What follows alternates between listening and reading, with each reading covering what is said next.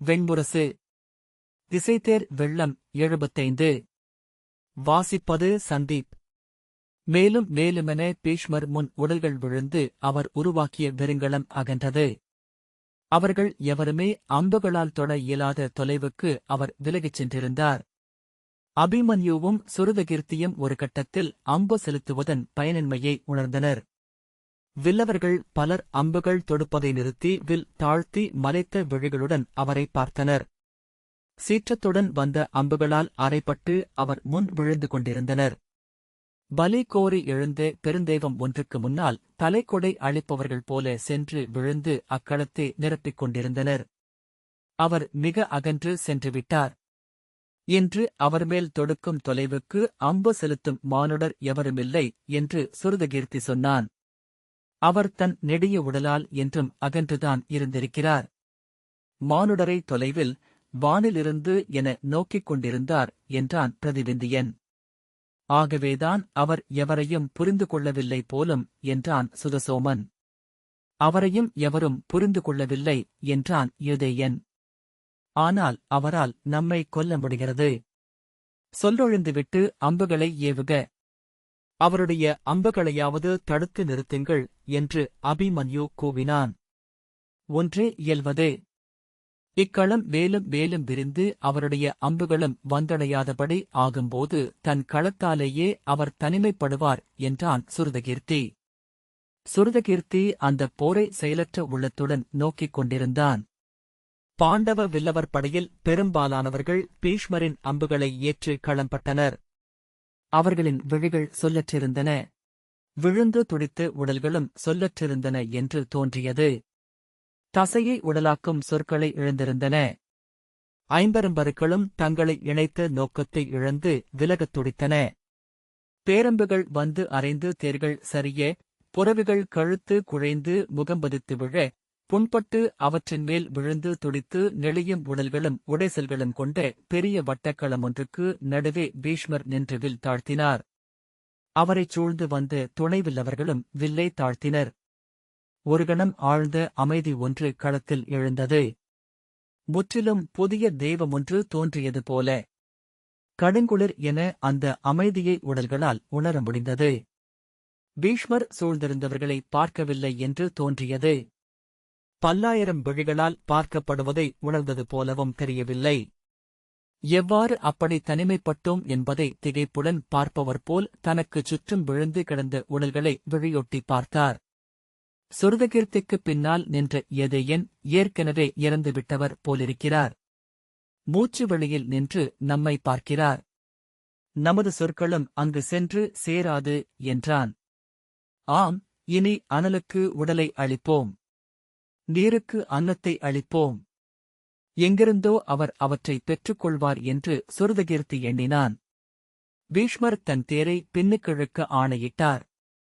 அவருடைய தேர் விழுந்து கிடந்த உடல்களினூடாக ஏறி, அங்கே கிடந்த உடைந்த தேர்களை நொறுக்கியபடி எழுந்து அலைபாய்ந்து மெல்ல பின்னடைந்து கொண்டிருந்தது. அவர் அகன்று செல்வதை வெற்றுவிழிகளுடன் நோக்கியபடி பாண்டவ வில்லவர்கள் நின்றிருந்தனர். மேலும் மேலும் அகன்று மீண்டும் தன் பின்னணிப் படையுடன் அவர் இணைந்து கொண்டார். அவர்கள் அந்த பெருவெற்றியை கொண்டாடும் பொருட்டு விற்களையும் வாள்களையும் தூக்கி போர்க்குரல் எழுப்புவார்கள் என்று சுருதகீர்த்தி எண்ணினான். ஆனால் அவர்களும் மலைத்துப் போயிருந்தார்கள். அங்கு வெற்றி தோல்வியே இல்லை. ஏனெனில் அங்கு எதிரி என்பதே இல்லை என்று எண்ணிக்கொண்டான். விரிந்து கூர் அழிந்து மேலும் அகன்று பீஷ்மரின் அணுக்கப்படை பின்னகர்ந்து கௌரவப் படை விளிம்பை சென்றடைந்தது. அதன் பின்னரே சுருதகீர்த்தி போர்க்களத்தின் முழுமையைப் பற்றிய உணர்வை அடைந்தான். பார்த்தரை கிருபரும் துரோணரும் சேர்ந்து இருபுறமும் அம்புகளால் அறைந்து பின்னடையச் செய்தனர். பார்த்தர் தன்னை பாதுகாத்தபடி தேரை பின்னிழுத்து மேலும் பின்னடைந்து தன் படையின் விளிம்பை வந்தடைந்தார். விரிந்து சுழன்ற வட்டம் சற்றே கலைந்து மீண்டும் வடிவு கொள்ளத் தொடங்கியது. பீஷ்மர் கௌரவப் படைகளின் வடக்கு திசை நோக்கி சென்று கொண்டிருந்தார். கௌரவப் படைகளின் சுழற்சிக்கேற்ப தங்கள் அமைப்பை உருவாக்கிக் கொண்டே இருந்த பாண்டவப் படையின் நுனியில் அமைந்த பார்த்தரும் வடக்கு நோக்கிச் சென்றார். இரு அம்புகள் சரிந்து ஒன்றை ஒன்று சந்திக்கும் பொருட்டு முனை கொண்டு செல்வது போல. என்ன நிகழப் போகிறது என அவன் உணர்ந்தான். அவன் உள்ளம் அதிரத் தொடங்கியது. வடக்கு எல்லை நோக்கி அவர்கள் செல்வதை தடுக்க வேண்டும் என்ற எண்ணம் அவனுக்கு ஏற்பட்டது. அக்கணமே அது இயல்வதேயல்ல என்ற எண்ணமும் உருவானது.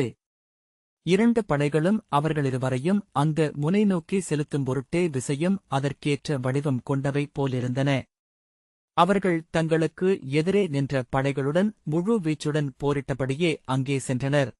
குருக்ஷேத்திரத்தின் வடக்கு எல்லை குறுங்காட்டின் விளிம்பு. அந்த இடம்தானா? அது முன்னரே தெரிவு செய்யப்பட்டதா? அங்கே முன்னர் சென்றிருக்கிறார்களா? எவ்வகையிலேனும் அறிந்திருக்கிறார்களா? விழவுக் கூட்டத்தின் நெரிசலில் ஒருவரோடொருவர் உடல் முட்டிக்கொள்வது போல் பீஷ்மரும் பார்த்தரும் அருகருகே வந்தனர். இரு தேர்களும் இயல்பாக திரும்பி ஒன்றையொன்று எதிர்கொண்டன. நோக்குக்கு அது முற்றிலும் எதிர்பாராத கணம். தெய்வ கணங்கள் அனைத்துமே எதிர்பாராதவை. எதிர்பாராத கணங்கள் அனைத்துமே தெய்வங்களால் அமைக்கப்படுபவை. அந்தப் போரின் பல்லாயிரம் விசைகள், பல லட்சம் மானுடர், அவர்களிலெழுந்த எண்ணிலா நிகழ்வுகள் ஒன்றெனக் குவிந்து அதை அமைத்தன போலும்.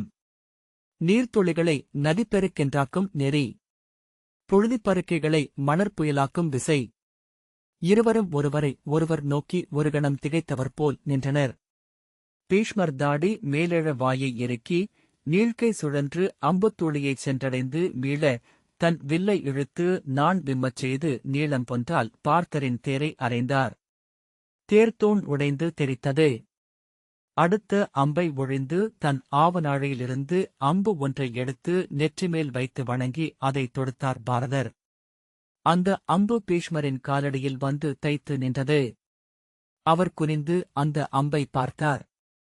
மேலும் 2 அம்புகள் வந்து அங்கே தைத்து அதிர்ந்து நின்றன. 3 அம்புகளால் பீஷ்மரின் காலடியை வணங்கிய பின் பார்த்தர் தன் அம்புகளை விட்டார். இருவரும் உச்சநிலைப் போரில் ஓரிரு கணங்களில் சென்றடைந்தனர். பீஷ்மரின் தோள்கவசம் உடைந்தது. அவருடைய தொடைக்கவசத்தின் இடுக்கில் ஒரு அம்பு சென்று தைத்தது. பார்த்தரின் தேர்மகுடம் உடைந்தது. அவர் புறவிகளில் ஒன்று கழுத்தறுந்து விழுந்தது. அவர் நெஞ்சக்கவசம் உடைந்து தெறிக்க அம்புகளிலிருந்து தப்பும் பொருட்டு அவர் முழங்காலிட்டு தேர்தட்டில் புரண்டெழுந்து அடுத்த கவசத்தை அணிந்தபடி எழுந்து அவரை பார்த்தார். இருவரும் போர் புரிவதை சூழ்ந்தவர்கள் போர் நிறுத்தி கைகள் ஓய நின்று நோக்கினார்கள். அந்த அமைதியே செய்தியென பரவ சூழ்ந்திருந்த படையினர் அனைவருமே போரை நிறுத்தி அவர்களை நோக்கி நின்றிருந்தனர். இருவரும் ஆற்றிய போர் கணந்தோறும் மேலும் மேலும் விசை கொண்டது. இரு தரப்பிலிருந்த அணுக்க வில்லவர்களும் வில் தாழ்த்தி அவர்கள் மட்டுமே போர் புரியும்படி விட்டனர். சுருதகீர்த்தி அடியிலாத ஆழமொன்றில் விழுந்து கொண்டே அதை பார்ப்பது போல் உணர்ந்தான். அங்கிருந்த ஓசைகள் அனைத்தும் முற்றடங்கி அவர்கள் இருவரும் விடும் அம்புகளின் உலோக ஓசை மட்டும் கேட்பது போலிருந்தது. ஓர் அரியா ஆலயத்தின் மணி ஓசை போல் அம்புகளின் கிலுக்கம் ஒழுங்குடனும் இசைமையுடனும் இருந்தது. பின்னர் அதிலொரு சிறு மாறுபாடு தோன்றலாயிற்று. வெறும் செவிகளாலேயே பீஷ்மரின் கை ஓங்குவதை உணர முடிந்தது. கூர்ந்த போதும் விழிகளால் அதை அறிய முடியவில்லை. பார்த்தர் பின்னடையவில்லை. அவர் கை தளரவில்லை. அம்புகளின் விசை மேலும் எழுந்தது போலவே தோன்றியது. ஆனால் செவி உணர்ந்து கொண்டிருந்தது, அவர் பின் தங்குகிறார் என்று. ஒரு கணத்தில் இளைய யாதவர் தன் தேரை சற்றே வலப்பக்கமாக திருப்பி கை தூக்கினார். அர்ஜுனனுக்குப் பின்னாலிருந்து சிகண்டியின் தேர் முன்னால் வந்து பீஷ்மரை எதிர்கொண்டது. சிகண்டிக்கு இருபுறமும் ஷத்ரதேவனும் ஷத்ரதர்மனும் வந்தனர். சிகண்டி அம்பை இழுத்து முதல் அம்பை பீஷ்மரின் நெஞ்சை நோக்கி ஏவினார். பீஷ்மர் சற்றே வாய் திறந்து தாடை தொங்கியிருக்க உடல் நடுக்கு கொள்ள அவரை பார்த்துக் கொண்டிருந்தார். பின்னர் தன் வில்லை தாழ்த்தி செயலற்று நின்றார். சிகண்டி வெறி கொண்டவர் போல் அம்புகளை இழுத்து அவர் நெஞ்சை நோக்கி அறைந்து கொண்டே இருந்தார். ஒவ்வொரு அம்பும் அவர் கவசங்களில் பட்டுத் தெரித்தது. கீழே விழுந்த அம்புகளை சுருதகீர்த்தி பார்த்தான். அவற்றில் உலோக முனைகள் அனைத்தும் மடங்கி கிளி அலகுகள் போலாகிவிட்டிருந்தன. சிகண்டி தன் வெறியடங்கி தளர்ந்து மூச்சிரைத்தார். ஒரு வேள்வியை பார்ப்பவர்கள் போல பாண்டவ வீரர்கள் விழி மலைத்து நின்றிருக்க கௌரவர்கள் என்ன நிகழ்கிறதென்றே தெரியாமல் ஒருவரோடொருவர் முட்டிக்கொண்டு தேங்கி மெல்லிய அலையாகத் தெரிந்தனர். சிகண்டி தன் ஆவநாழியிலிருந்து தர்பை புல்லின் மெல்லிய தண்டு ஒன்றை எடுத்தார். அதைத் தூக்கி உதடுகள் நடுங்க நுண்சொல் ஓதி பீஷ்மர் மேல் எய்தார். அது பீஷ்மரின் கவசத்தின் இடுக்கொன்றுக்குள் பாய்ந்து நின்றது. மேலும் 3 புல்லம்புகளை சிகண்டி பீஷ்மர் மேல் ஏவினார். பீஷ்மர் தள்ளாடி மெல்ல அசையவில்லும் அம்பும் தேர்தட்டில் விழுந்தன. பீஷ்மரின் பாகன் தேரை திருப்பி அவரை பின்னால் கொண்டு செல்ல முயல சிகண்டியின் புல்லம்பு அவன் கழுத்தில் பாய்ந்து அவனை சரித்து நிலத்திலிட்டது. புல்லம்புகள் நரம்பு முடிச்சுகளைத் தாக்க 7 புறவிகளும் துடித்து அதிர்ந்து கால் தளர்ந்து தலைகள் தொய்வுற்று சரிந்தன. முகப்புக் குதிரை குருதி வழிந்த மூக்குடன் முகத்தை மண்ணில் ஊன்றியது. 2 பக்கங்களிலிருந்த புறவிகள் விலாவரைந்து நிலத்தில் விழுந்தன. தேர் அசைவிழக்க பீஷ்மர் விரித்த கைகளுடன் நின்றார்.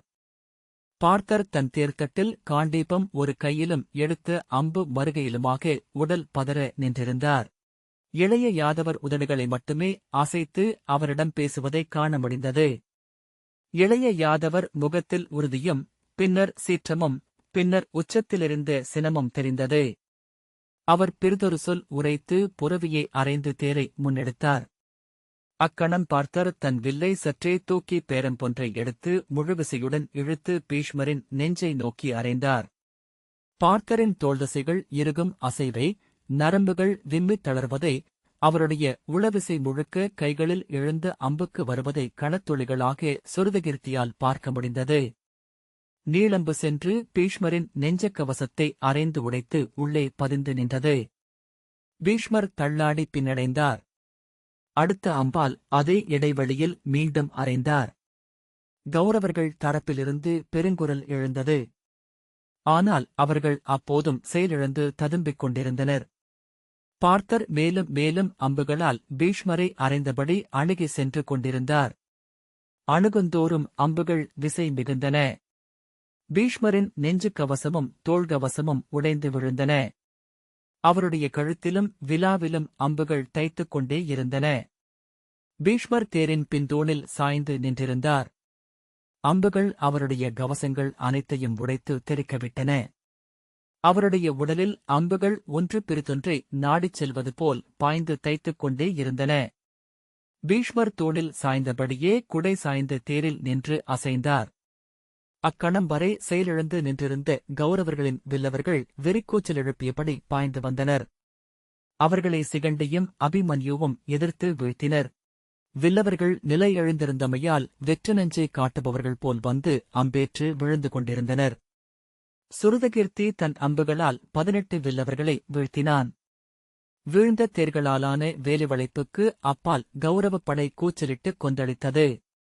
தொலையம்புகளை வானிலேற்றி வளைத்திறக்கி அவர்களை வீழ்த்தி அங்கேயே நிறுத்திக் கொண்டிருந்தான் அபிமன்யு. பார்த்தர் தன் அம்புகளை குறி பார்க்க வேண்டிய தேவை இல்லாத அளவுக்கு அணுகிவிட்டிருந்தார். அத்தனை அம்புகளும் பீஷ்மரின் உடலில் தைத்தன. உடலெங்கும் அம்புகளுடன் அவர் புரண்டு தேரிலிருந்து தொங்கினார். பார்த்தர் வெறியாற்றெழுந்தவர் போல அம்புகளை செலுத்திக் கொண்டே இருந்தார். விசைமிக்க அம்புகளால் பீஷ்மரின் உடல் தேரில் தொங்கிக் கிடந்து துள்ளியது. பின் சுழன்றபடி நிலத்தில் விழுந்து உருண்டது. அம்புகள் அவ்வுடலை அள்ளிப் புரட்ட அவர் முதுகெங்கும் அம்புகள் தைத்தன. முட்பன்றி போல் அம்புகளால் மூடப்பட்டவராக அவர் களத்தில் கிடந்தார். குருதி ஊறி அம்புகளினூடாக வழிந்தது. அவருடைய வாய் மட்டும் அசைந்து கொண்டிருந்தது. பார்த்தர் காண்டீபத்தை ஓங்கி தேர்தட்டில் அறைந்த பின் தளர்ந்து பீடத்தில் அமர்ந்தார். இளைய யாதவர் தேரை திருப்பி அவரை கொண்டு சென்றார். பீஷ்மரை நோக்கி நின்றிருந்த கௌரவப் படையிலிருந்து சொல்லற்ற முழக்கம் எழுந்தது. எவரோ பிதாமகர் விண்புகுக என்று கூவினார். அக்குரலை ஏற்று குரல்கள் எழவில்லை. காங்கேயர் விண்புகுக, தேவவிரதர் விண்புகுக என்று அக்குரல் அழுகையும் ஆங்காரமுமாக மீண்டும் எழுந்தது. வெடித்தெழுந்தது போல கௌரவப் படை வாழ்த்துலி எழுப்பத் தொடங்கியது. பிதாமகர் விண்புகுக, காங்கேயர் விண்புகுக, தேவவிரதர் விண்புகுக. பீஷ்மர் விழுந்த செய்தியை கௌரவர்களின் படைமுரசுகள் ஒலித்தன. இடித்தொடர் போல் அச்செய்தி அங்கிருந்து எழுந்து பரவி கௌரவப் படைகளெங்கும் சென்றது. முதன்மை வீரர்கள் விழும்போது மட்டுமே ஒலிக்கும் அருநடை தாளத்தைக் கேட்டு கௌரவப் படைவழி விற்களையும் வாள்களையும் தூக்கி பிதாமகர் விண் சேர்க்க. குடிமூத்தார் நிறைவுறுக. விண்வாழ்க்கக் காங்கேயர். சாந்தனவர் விண்வெல்க. ஆபகேயர் வான்வெல்க. பரதர்ஷபர் நிறைவுறுக. தேவவிரதர் அழியா வாழ்வடைக. குருசார்த்தூலர் புகழ் எழுக. நதீஜர் பெயர் வாழ்க. தாளத்வஜர் அழிவின்மை கொள்க என்று வாழ்த்தொலி எழுப்பினர். கௌரவப் படையிலிருந்து எழுந்து அந்த வாழ்த்தொலி சற்று நேரத்திலேயே பாண்டவப் படையில் எதிரொலி என எழத் தொடங்கியது. சுருதகீர்த்தி திரும்பிப் பார்த்தபோது அவனைச் சூழ்ந்திருந்த வில்லவர் அனைவரும் விற்களைத் தூக்கி வெல்க பிதாமகர். வெல்க குருகுலோத்தமர். குருமுதல்வர் விண்வெற்றி கொள்க. வெல்லப்படா வில்லவர் புகழ் எழுக என்று குரலெழுப்பத் தொடங்கினர். பாண்டவ கௌரவ தரப்பென்னும் வேறுபாடில்லாமல் வீரர்கள் வெறிகொண்டு தொண்டை நரம்புகள் புடைக்க கூச்சலிட்டு குதிப்பதை அவன் பார்த்தான். கண்ணீருடன் நெஞ்சிலறைந்து சிலர் அழுதனர். குனிந்து நிலத்தில் அமர்ந்து தரையை ஓங்கி அறைந்து கூச்சலிட்டனர். நோக்க நோக்க அனைத்து முகங்களிலும் இருந்த துயரவெறி அவனை பதறச் செய்தது. அவனுடைய பாகன் கடிவாளத்தை நுகக்கணுவில் கட்டி முகம் குனிந்து அழுது கொண்டிருந்தான். தன் கண்ணீர் மார்பில் சொட்டும்போதுதான் தானும் அழுது கொண்டிருப்பதை சுருதகீர்த்தி உணர்ந்தான். பார்த்தர் தலையே கைகளில் தாங்கி தேரில் அமர்ந்திருக்க இளைய யாதவர் தேரை பின்னுக்கிழுத்து மேலும் மேலுமென உள்ளே கொண்டு சென்றார். தன் இரு மைந்தராலும் காக்கப்பட்டு சிகண்டை படைகளுக்குள் சென்று மறைந்தார். சுருதகீர்த்தி தேரைச் செலுத்தி முன்னால் சென்று யுதிஷ்டிரரை அணுகினான். யுதிஷ்டிரர் தேர்த்தட்டில் மடியில் வில்லுடன் கைகட்டி அமர்ந்து கண்ணீர் விடுவதை பார்த்தான். நகுலன் தன் தேரில் அணுகி வந்து, போர் இனி எவ்வாறு முன்னெடுக்கப்பட வேண்டும் மூத்தவரே என்றார். இனி போரில்லை. இனி புவியில் நாம் கொல்வதற்கும் வெல்வதற்கும் எவருமில்லை. சென்று தலை கொடுப்போம். பெண்பழி கொண்ட அக்கேழ் மகனால் கொல்லப்படுவோம். இப்பழிக்கு நம் குலம் 7 முறை முற்றழிக்கப்பட்டாலும் தகும் என்று யுதிஷ்டிரர் கூவினார். எழுந்து வெறியுடன் அம்பொன்றை எடுத்து தன் கழுத்தை அறுக்க கைதூக்கினார். தன் தேரிலிருந்து பாய்ந்து அவர் தேரிலேறிக் கொண்ட நகுலன் அவர் கையைப் பற்றி நிறுத்தினார். அப்பால் புறவியில் தோன்றிய பீமசேனர் இகழ்ச்சியுடன் நகைத்து, சங்கரித்து விழுவதென்றால் களத்தில் சென்று கௌரவர் கையால் சாகலாம். விண்ணுலகாவது என்றும் என்றார். யுதிஷ்டிரர் கைதளர உடைந்த குரலில் மந்தா என்றார். எண்ணியதை இயற்றிவிட்டோம். இனி சற்று குற்ற உணர்வும் கண்ணீரும் கொண்டு அதை கழுவுவோம் என்றார் பீமசேனர். பிறக்கென்ன செய்ய வேண்டுமென்கிறாய்? இப்பழிக்குள் நிகழ்வையே கொண்டாட வேண்டுமா என்றார் யுதிஷ்டிரர். வேண்டாம். ஆனால் அழுது கொண்டிருக்க நமக்கு நெடும்பொழுதில்லை. பிதாமகர் மறைவால் அவர்கள் வெறிகொண்டு எழுந்து வந்தால் நம் படை முற்றழியும் என்றார் பீமசேனர். பாண்டவத் தரப்பிலிருந்து முதன்மைப் பெருவீரர் மண்மறைந்ததை அறிவிக்கும் முரசுகள் முழங்கத் தொடங்கின. பீமசேனர் அதை செவிகொண்டு கசப்புடன் துப்பியபடி, நம் தரப்பின் பெருவீரர் விழுந்துவிட்டாரா? யார், அபிமன்யுவா அன்றி அர்ஜுனனா என்றார். மந்தா, அவர் நம் பிதாமகர். இக்களத்தில் அவர் நமக்கு எதிர் நின்றதனால் நமது பிதாமகர் அல்லாமல் ஆவதில்லை என்றார் யுதிஷ்டிரர். பீமசேனர், அதை நேற்று நானும் சொன்னேன். ஆனால் இன்று இக்களத்தில் அதை சொல்ல மாட்டேன். இது வெற்றிக்கும் பழனிகருக்கும் நாம் நின்றிருக்கும் குருதிவழி என்றபின் சுருதகீர்த்தியைப் பார்த்து அவர்கள் எழவில்லை. உளம் சோர்ந்துவிட்டனர். ஆகவே இதுவே தருணம். இந்தச் சோர்வில் நாம் எழுந்து கௌரவரை அறைவோம். பிதாமகர் பீஷ்மர் கொன்றதற்கு 2 மடங்கு வீரர்களை நாம் கொன்றாலொழிய இப்போர் நமக்கு நலம் தருவதாக திரும்பாது என்றார். சுருதகீர்த்தி பேசாமல் நின்றான். தளர்ந்த குரலில் மந்தா என்று யுதிஷ்டிரர் சொன்னார். பிறக்கென்ன செய்வது? போரை நிறுத்துவதா? இன்னும் முற்பொழுதே ஆகவில்லை. இன்னும் நாம் கொன்றுகுவிக்க வேண்டியவர்கள் எஞ்சியிருக்கிறார்கள். கௌரவர்களில் எஞ்சியவர்களின் தலைகளை அறைந்துடைத்தால் நான் நிறுத்திவிடுகிறேன் போரை. என் வஞ்சம் அது மட்டுமே என்று பீமசேனர் சொன்னார். நான் ஒன்றும் சொல்வதற்கில்லை. என் புரிதல் திறனுக்கு அப்பால் சென்றுவிட்டன அனைத்தும் என்று யுதிஷ்டிரர் சொன்னார். சுருதகீர்த்தியிடம் திரும்பி, எழுக மைந்தா. இன்று நமது கொலையாட்டு நிகழட்டும் என்று பீமசேனர் சொன்னார். இல்லை, தந்தையே. என்னால் இனிவில் தூக்க இயலுமென்று தோன்றவில்லை என்று சொன்னான் சுருதகீர்த்தி. பார்த்தீர்களல்லவா, படையினர் முழுவதுமே அழுது கொண்டிருக்கிறார்கள். இவர்களை எந்த ஆணையால் போருக்கு திருப்புவீர்கள் என்றார் நகுலன். இவர்கள் எழ வேண்டியதில்லை. என் வீரர்கள் எழுவார்கள். அவர்கள் என் உணர்வுகளன்றி பிறிதொன்றை அடைய மாட்டார்கள். என்னை பின்தொடர்க. இது என் ஆணை என்றார் பீமசேனர். சுருதகீர்த்தி பேசாமல் நின்றான். நாம் மட்டும் போதும். இன்றே கௌரவர்களின் தலை கொய்வோம் என்று பீமசேனர் சொன்னார். அவருக்குப் பின்னால் புறவிகளில் வந்து நின்ற சதானேகனும் சுருதசேனனும் சொல்லின்றி தலை குனிந்தனர். எழுக என்று பீமசேனர் கைவீசிக் கூவ அவர்கள் மறுகுரல் எழுப்பவில்லை. சினம் பொங்க, கீழ்மக்களே! எளிய உணர்வுகளுக்கு இடம் கொடுக்கிறீர்கள் என்றால் எதற்கு போருக்கெழுகிறீர்கள்? சொல்க, எவர் என்னுடன் வரப்போகிறீர்கள் என்றார் பீமசேனர். அப்பால் நின்ற எதேயன், தந்தையே, இத்தருணத்தில் போருக்கெழுந்தால் பெரும்பழி சூடுவோம் என்றான். சூடிய பெரும்பழி வீணாகப் போக வேண்டாம், அது வெற்றி என்று ஆகட்டும் என்றுதான் வந்துள்ளேன். இக்களத்தில் நமக்கு அது மட்டுமாவது எஞ்சட்டும் என்றார் பீமசேனர். கசப்புடன் கைவீசி, ஆமாம், நீங்கள் வரமாட்டீர்கள். என்னுடன் இத்தருணத்தில் நிற்பதற்கு இருவரை உள்ளனர். கடோத்கஜனும் அபிமன்யுவும் போதும், இன்றைய பேரழிவை நான் நிகழ்த்துகிறேன் என்ற பின் பாய்ந்து புறவியிலேறிச் சென்றார். யதேயன், ஆம், அவர்கள் இருவரும் செல்வார்கள். எத்தயக்கமும் இன்றி இத்தருணத்தில் கொலைவெறியாடி திளைப்பார்கள் என்றான். யுதிஷ்டிரர் நீண்ட தேம்பலோசையுடன் அழத் தொடங்க அவர் மேல் பெருவெறுப்பை சுருதகீர்த்தி உணர்ந்தான். பீமசேனர் சொன்னதைவிட கடுஞ்சொற்களால் அவரை வசைபாட வேண்டுமென்று தோன்றியது. திரும்பி நோக்கியபோது சுருதசேனன் முகத்திலும் சதானேகன் முகத்திலும் அந்தக் கசப்பைக் கண்டான்.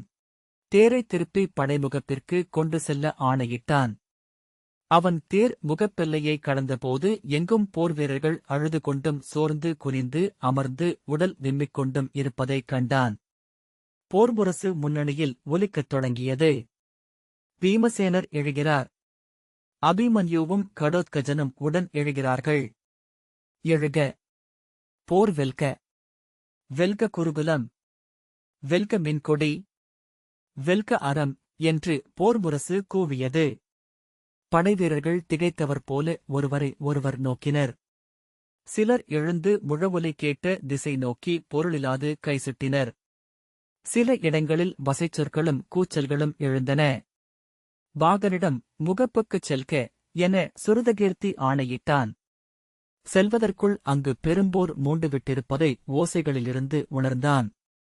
தேரை போர்முனைக்கு செலுத்துக என்றான். தாங்களும் கலந்து கொள்ளப் போகிறீர்களா என்றான் தேர்ப்பாகன். ஆம், வேறு வழியில்லை. இப்போரில் இனி பழி என்று எதுவும் கொள்வதற்கில்லை. தந்தை சொன்னதைப் போல் வெற்றியெனில் பழியை சற்று குறைத்துக் கொள்ளலாம் என்றான். அவனுடைய தேர் படைமுகப்பிற்குச் சென்றபோது பீமசேனர் நடுவிலும் கடோத்கஜனும் அபிமன்யுவும் இருபக்கமும் நிற்க பாண்டவர்களின் படையொன்று அலைவடிவு கொண்டு எழுந்து பின்னர் நீண்டுவேல் வடிவம் கொண்டு கௌரவர்களின் படைகளுக்குள் ஊடுருவிச் சென்று விட்டதைக் கண்டான். கௌரவர்கள் முற்றிலும் எதிர்ப்பற்றவர்களாக இருந்தனர்.